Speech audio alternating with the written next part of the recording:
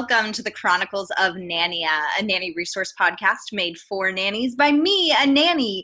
I am your host, Martha Reddick, and this week we are going to be talking about the importance of allowing yourself to take breaks throughout the day, especially a lunch break.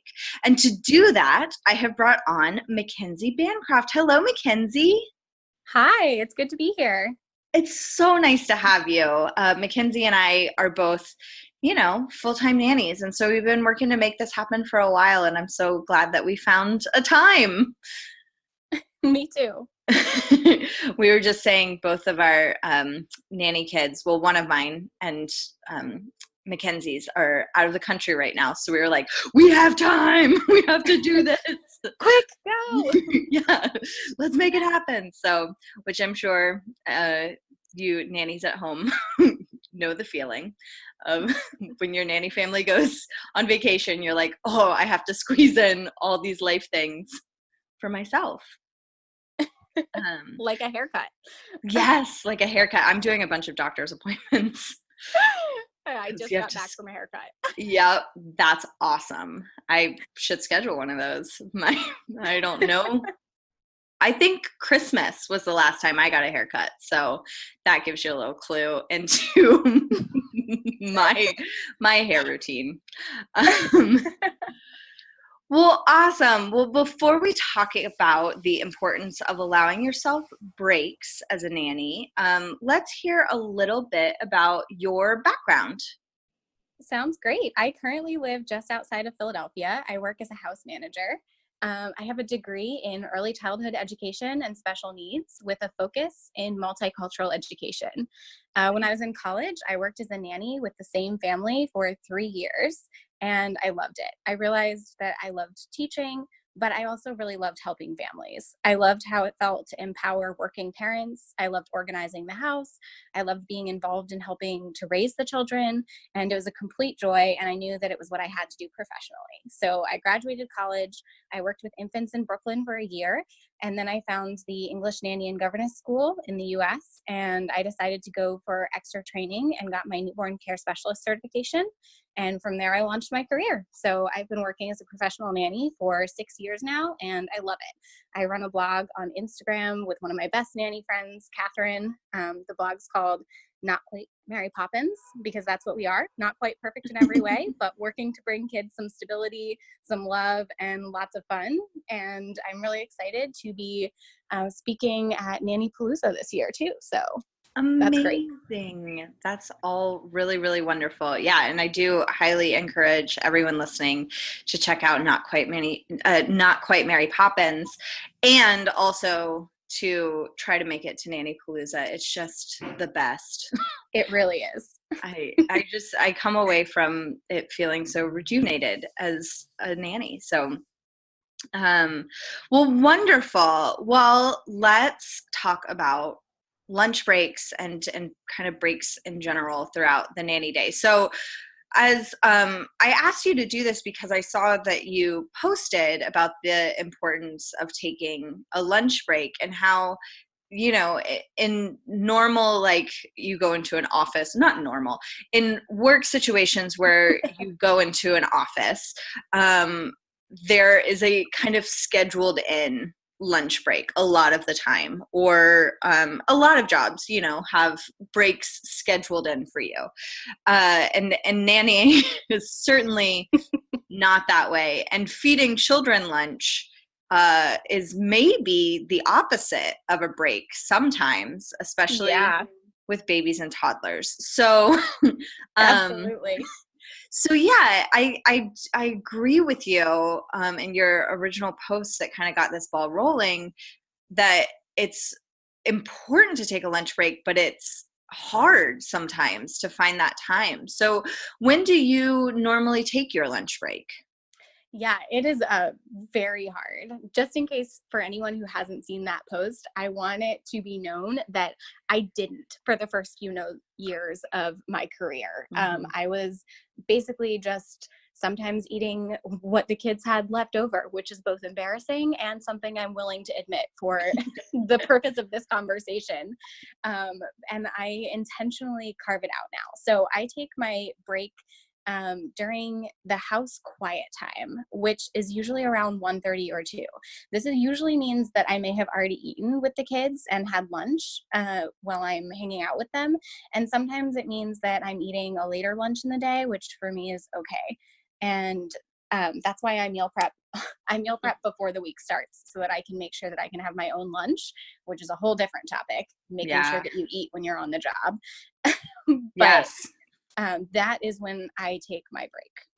Nice. Yeah. And so during that quiet time, is that something that you have cultivated with the child that they know? Because you have one nanny kid right now?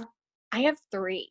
Oh my gosh. Yeah, Okay. Then that's something that you've cultivated with the nanny kids, um, it to is. to to have them know that they'll have to kind of entertain themselves in a quiet way. Yeah, it is a cultivated house quiet time. So it did not exist before I got into this household, and I voiced my opinion on the matter. And thankfully, I have a family that was 100% wholeheartedly behind it. And so, especially in the summertime, we cultivate what we call the quiet hour, and the kids take a break. They take a break from the running, the rush, the planning, whatever we did in the day, the camps that they went to in the morning, the things that they'll have in the afternoon, and we spend that 1 hour just in relaxing mode. I love it. That's a great idea. Um, and why is it important to give yourself a break during the day? We've kind of said it several times, but let's kind of get more into the nitty gritty details of why it's important. Yeah, I originally heard this question. I was like, let me list the ways. It revitalizes my whole day. As nannies, this is such an important thing to know. We do not get a lot of body autonomy in a day. Right. So we do not have space for our own body. And I think that it's really important to make that space for our bodies to take a break for even 15 minutes from somebody hanging off of them. Sometimes that 15 minutes just means that I get to go to the bathroom without someone talking to me through the door. And Yes. after that break, I am more motivated, I'm more focused, I'm more centered. Taking a moment for that mental refocus on gratitude before ending the break also helps to restore a greater empathy and understanding with the kids. And combining all of those things puts for a great long term day. And it really prevents burnout proactively. Yeah, I completely agree. Yeah, I'm pretty sure it's on the Chronicles of Narnia's Instagram account, a picture of one of my little guys putting one of his plastic swords under the door while I was using the Oh, yeah. bathroom. Just, Yeah, I get the little fingers. Can you see my mhm. hands? How many fingers can you count? And I'm like counting their fingers and toes as I'm using the restroom. And I'm like, no, this is not what most people do in a day. No, no, it certainly isn't. But I do love it. But yes, it is so important to have that time of just being able to move your body and think your thoughts Yes. in your own way of not having to answer a million questions or uh, think of how every moment can be a teaching moment, because that is very important and we all strive to do that and are good at doing that, but it's nice to turn that switch off for a few minutes so that when you turn it back on it's ready to go for you. Absolutely. Yeah, so what are some of the ways that you relax during your break? So I always have a book with me at work. I Mhm. love reading. That's really important to me. The oldest child that I work with currently also loves reading. So it's actually helped because I'll read and then he's in a different room and he reads. Nice. And that's one of the most relaxing things I can do for myself. And way Sometimes to I, model reading, because I exactly. think that's super important for, and I mean, there are lots of studies that say it is super important for kids to see you reading. Yes, I agree. I actually think that I use that time to model a lot of really healthy things. One of the other things that I like to do is exercise. I'm Hmm. really blessed to work in a space where I can pop on a yoga video or use the Peloton bike that's in that Yeah. space. And whenever I have a little extra time, I really like to enjoy that that I don't have at home. And sometimes my self-care is just taking a break to take care of my home life, to be honest. Maybe I'm writing up my own calendar or making a phone call for booking a doctor's appointment, like you said. Yeah. Or responding to my own personal emails as I don't use my phone throughout the day. And you know what? Sometimes I just veg out on Instagram, but that one I'm not going to model for my oldest. Right. That's fair. Yeah, sometimes I'm like, I need to just play like Candy Crush for 10 minutes and Something just, mindless, please. yeah, just put these little candies in order. When I was in college, well, when I was in grad school, actually, I found myself really addicted to Farmville. And I realized I think like in therapy one day, I was like, oh, when I feel out of control of my own life, it makes me feel better to be able to control a little farm on a computer. And that breakthrough. That comes from Sims too. Yeah. Yes. Sims, yes. The roller coaster tycoon game we would play as kids. I agree. I can see it. Yep. But yes, I love all of those ideas. I do have the question of if you do ride a bike during like the Peloton, and I know that's like a stationary bike, but if you choose to do that, do the kids ever ask like, that's not quiet? Or is it? I've never had them say that to me. Yeah. That's a good point. It hasn't come up yet. I think that they kind of just accept that it's not something that I can do outside or with them. Right. And so it's what I do as my alone time. Mm-hmm. The quiet hour isn't always necessarily silent either. Yeah. So like the kids will often, the middle child sometimes likes to listen to music. The youngest child or oldest child might be listening to audiobooks on a CD player, which is totally old school. Yes. So we might have those going. And so I think that it's less like silent, even though we call it the quiet hour, because we're not talking to each other. Right. Is like the biggest thing. So I originally started calling it quiet hour solely because it was supposed to be well stated that like, I guess it could more aptly be put as like individual hour, but that's long. Yeah. And a mouthful. The sounds in that are harder to say. And totally. alone time had like a negative, like alone. So we named it something and rolled with it, but I don't know. The oldest is pretty sassy. I might get some pushback on that this summer. Yeah, I was just curious.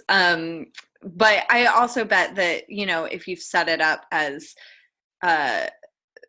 spelled out more of the culture behind it, that it matters less what you call it and more how you model it. So it sounds like you're being thoughtful about how you spend that time and model it, and that's great. So if a nanny is listening and they're thinking, but I don't have time to take a break, I have too much to do, which I totally know those invasive thoughts. What are some of the ways to help them work out some time for a break? I think that my first piece of advice would be prioritizing. We have so much to do as nannies. And one thing that has helped me a lot is mapping out my week. So I used to just have a list of all of the things that I needed to do in a week. And that included the things that I did each day. And I used to feel like I had too many tasks to finish. How could I take a break?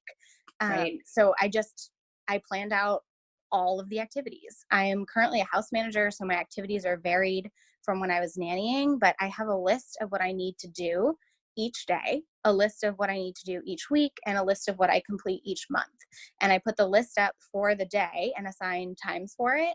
And I put out a week schedule of what I need to do, and I segmented it to each day. For instance, like Monday is grocery shopping and organizing, Tuesday is laundry and cleaning the kids' clothes and reorganizing, Wednesday is for larger house products, and so projects, and so on and so forth.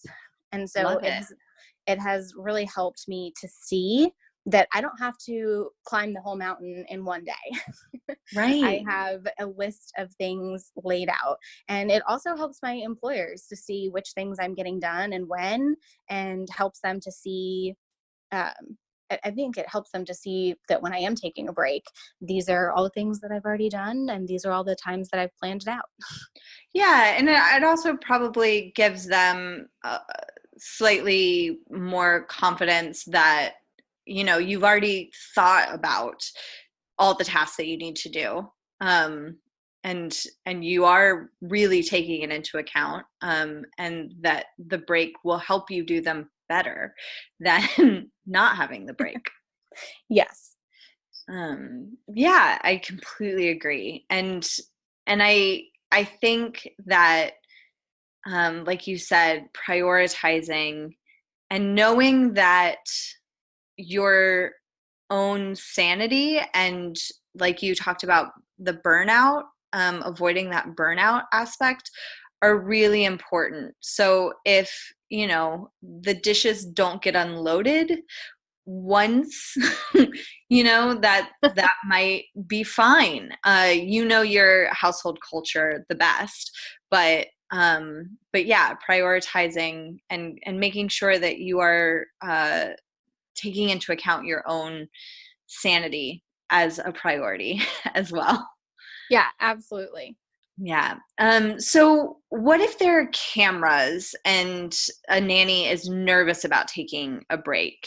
Uh, I think that communicating with your nanny family is super important on this. How can a nanny approach their nanny family and communicate how important it is for nannies to have a break? Yeah, I totally get that. I think you hit the nail on the head when you said that communication is the critical part. So I have worked in many homes where there have been cameras of all kinds all around. And so I understand the pressure to feel like you're performing at all times, and Hmm. that the fear that the one time that they'll actually utilize or see you during the day is the time you're sitting down, or the time that you're not with the kids. Which is why I love talking to parents in advance. If you feel nervous, I would suggest that that's what you do. Let them know that you're going to take a break during the day. You can take time to list the science of resetting, all the things that we've kind of touched on earlier, talking to the parents about how important it is to model downtime for the children, talking to the parents about the importance of teaching children self-regulation and autonomy and independent play, because as important as it is to play with kids, it's also important to cultivate that independent play with them as well. And Hmm. you can both do that through modeling by being able to read or play by yourself as a nanny, and teaching Yeah. the kids to do it as well. You can teach parents that rest is not only good for you and how you work and for your mental health, it's also good for the kids' mental health. It's good for their home environment to nurture that quiet time, our spirit of simplicity. And most parents that we work for, when they see that you have thought about it, that you're not just exhausted or burned out or tired, when they see that you have put intentional thought into why you are taking that space, even if it's the 10 minutes that you're explaining to them, 15 minutes, or if it is like the full hour kind of thing.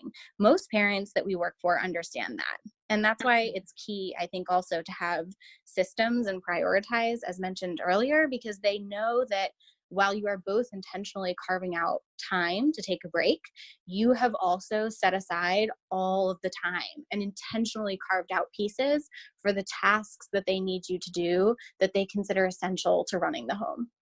Yes, I completely agree.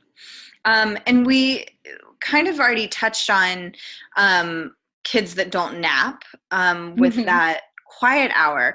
But if you're in a family that, potentially, that the kids don't nap and you haven't cultivated that quiet hour and you have them all day, uh, is there a way to still take a break? I would suggest, my biggest suggestion is creating that piece of intentionality. So the most successful way that I have found is to build it in. So I have currently touched on the fact that I have three charges. They're 8, 5, and 4, and they're home all day in the summer during snow days, during breaks, during sick days. and I still take a break because I've taken the time to design that quiet time with the family I work with. Now, it's going to look different with every family you work with. So Right. it could be like 10 minutes, 15 minutes.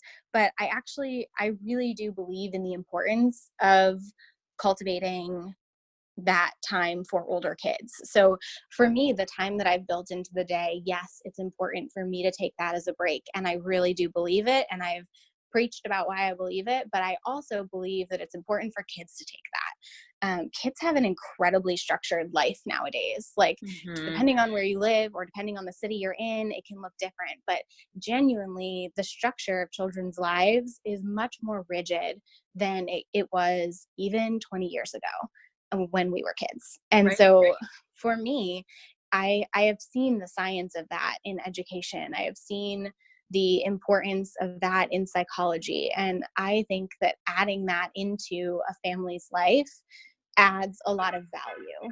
And I think that you can add that in a way that both doesn't seem selfish as just taking a break for you, and simultaneously teaches both the kids and the parents the value that that kind of quiet and rest time can give to their children for the rest of their lives. Yeah. And I also think it's important to keep in mind, even if you have kids that do nap, because I know right now I'm working with toddlers, and there's this hesitation to take a break during their nap Mm-hmm. time, because I'm like, oh, these, I don't know how long this nap is going to last, potentially. And um, this is my only time to fold laundry or do the dishes or whatever without a kid, pulling on me or or wanting Yeah. or needing my attention, or having to hold a child while I try to do some of those things. Yeah.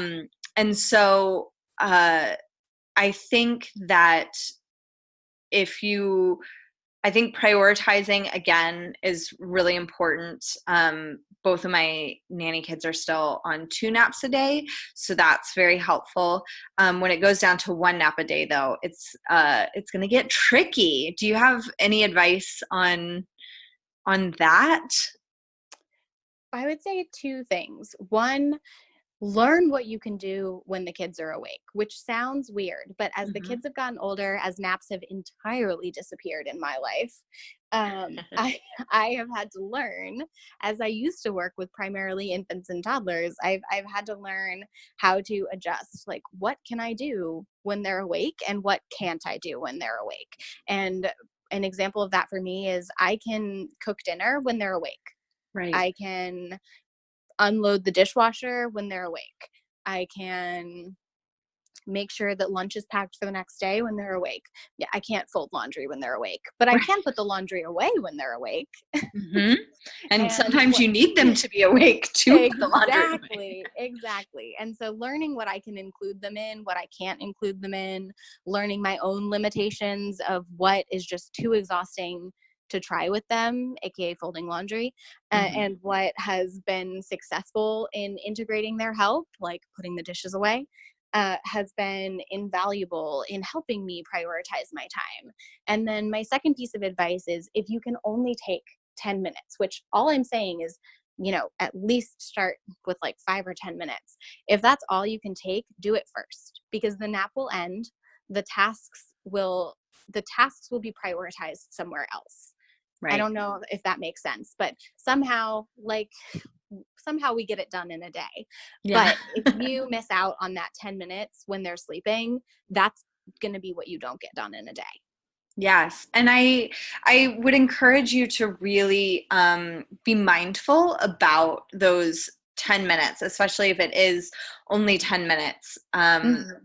To maybe not do things like your emails, although if that's the most important to you, then by all means do it. But to not let those 10 minutes kind of slip away and you didn't really take a break, to be really mindful of how you're using those 10 minutes, whether it is, sitting down and reading a book, or um, yeah, like stretching for 10 minutes or whatever, whatever's most meaningful to you, but to not let it just, oh, 10 minutes went by and I guess that was a break. To Exactly. really search and experiment and find what helps you feel rejuvenated. Because otherwise I think it's not worth the 10 minutes if you don't come out of it feeling like you actually got a break.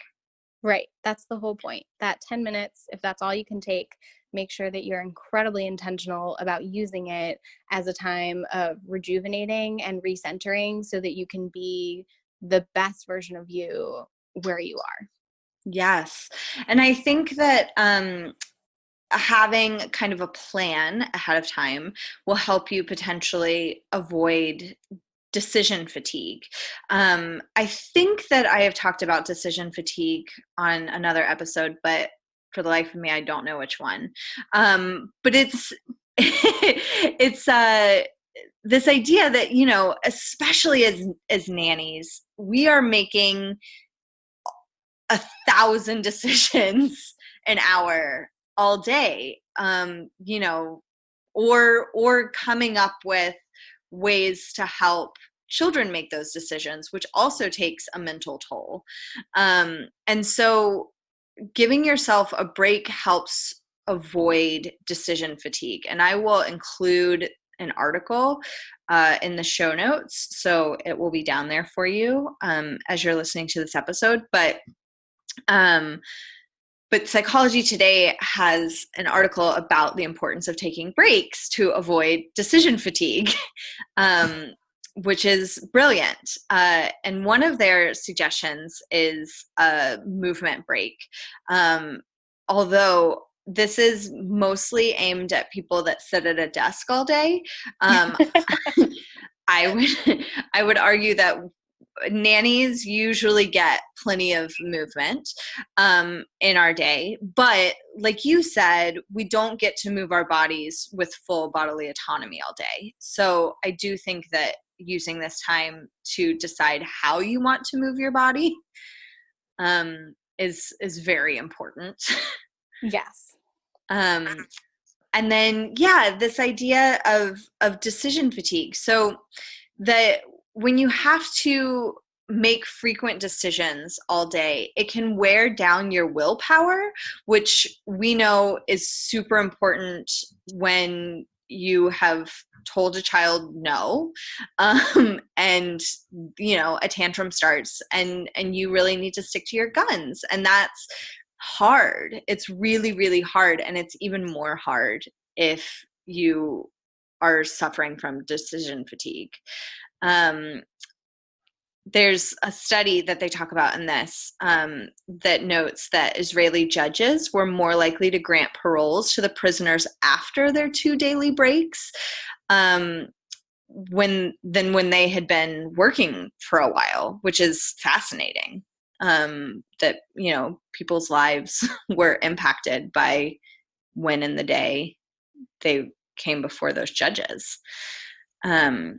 So yeah, I think that it's really important to give yourself a break from making decisions. And if you don't have an idea of how you want to spend your break beforehand, then you could end up using that time to make the decision of how to relax, which Right. is not helpful.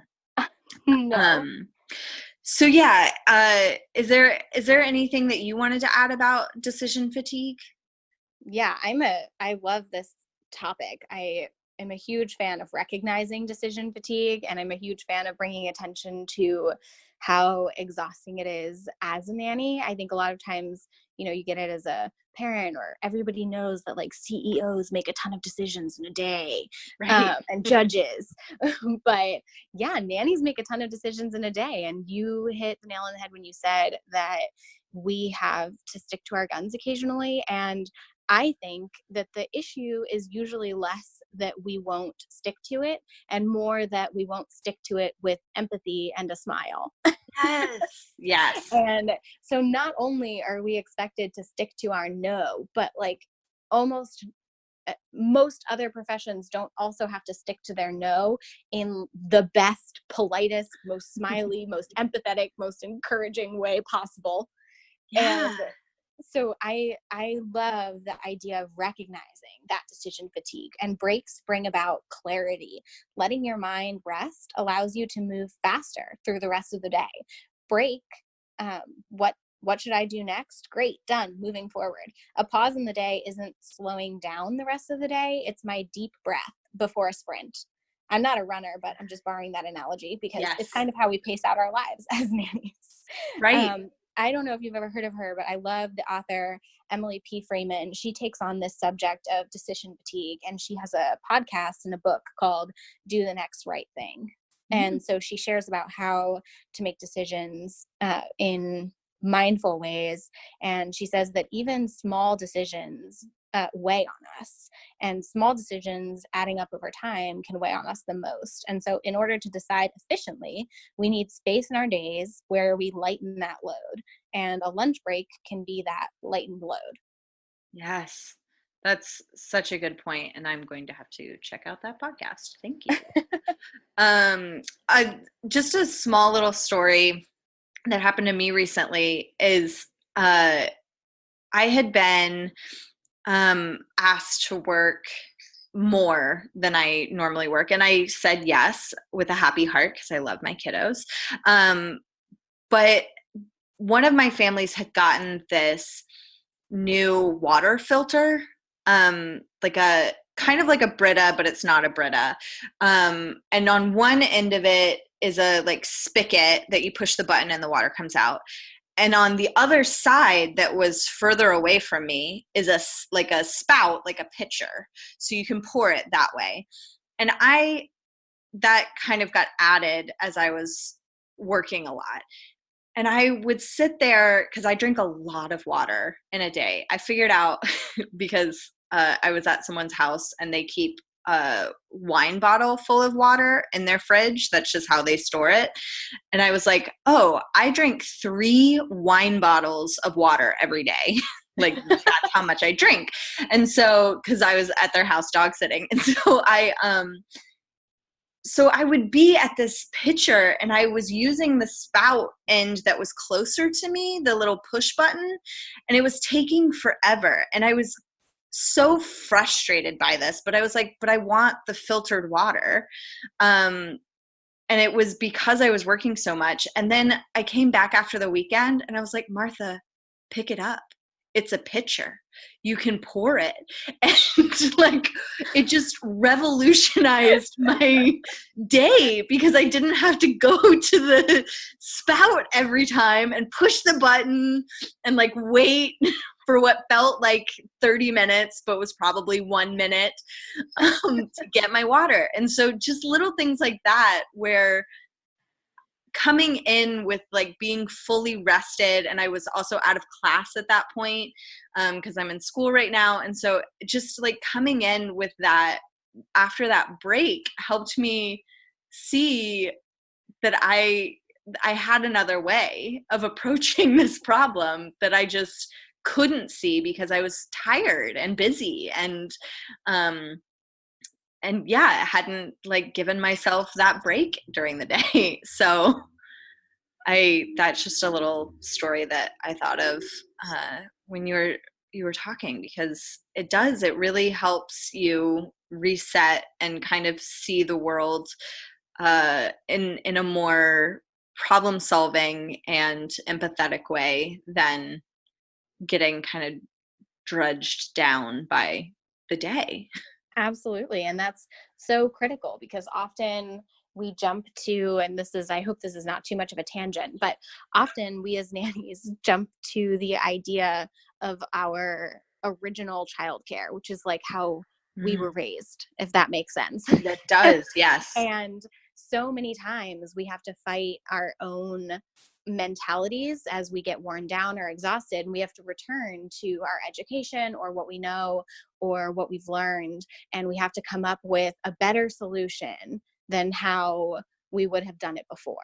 And if we take those breaks, we can come back to those same problems with a better solution than we would have had it before. And that has happened to me so many times as I've taken a break, laid down, like closed my eyes for 10 seconds and taken a deep breath and gotten back up and just realized, oh, I know a better way to do this.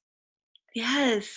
And it makes us better, and it helps us because we can, pick up the water pitcher, and it helps our kids that we work with and the families that we work with, because we can problem solve better and we create better solutions for them when we have the opportunity to take a step back and look at the problem without being in the middle of it.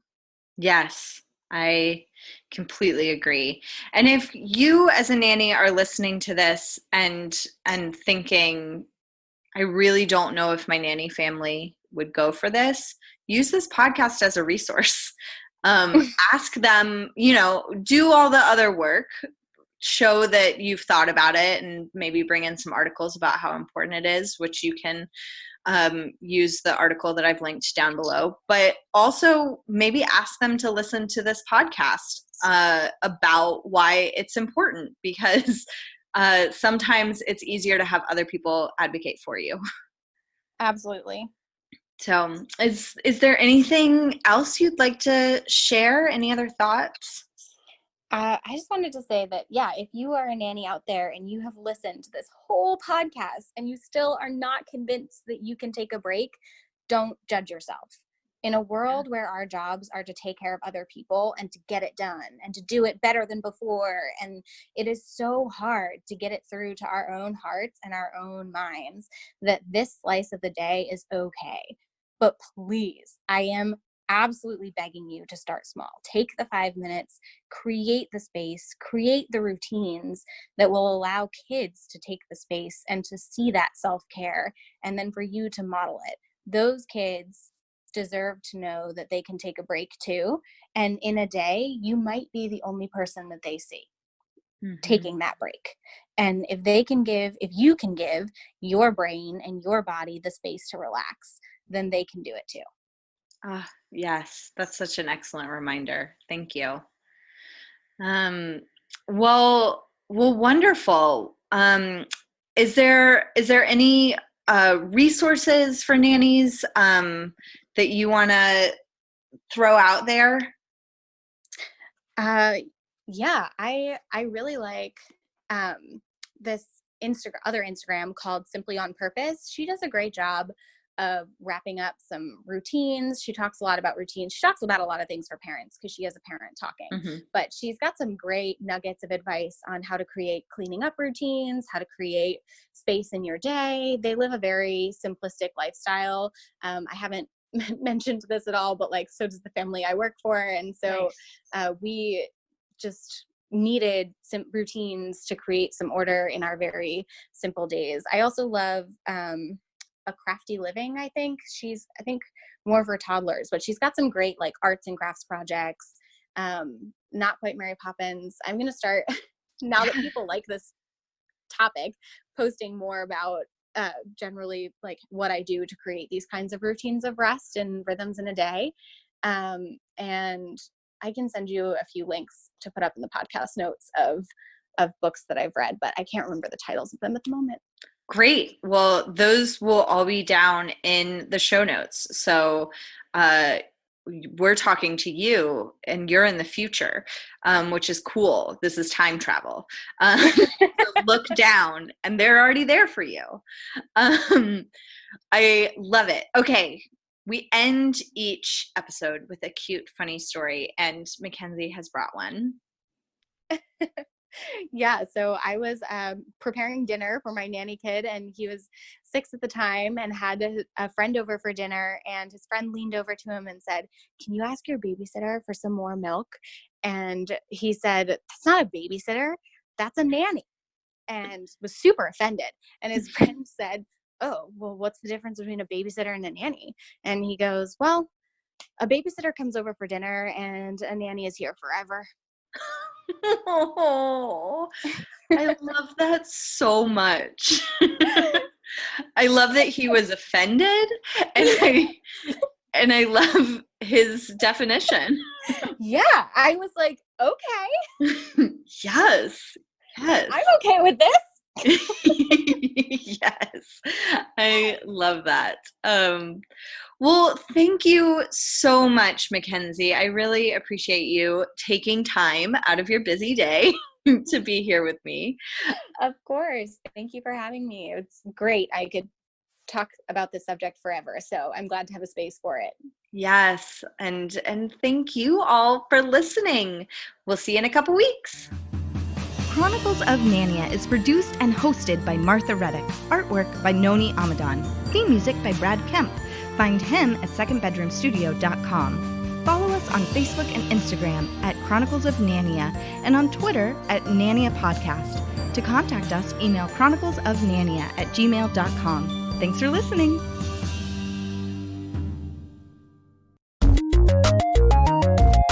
This show has been brought to you by Machine Culture.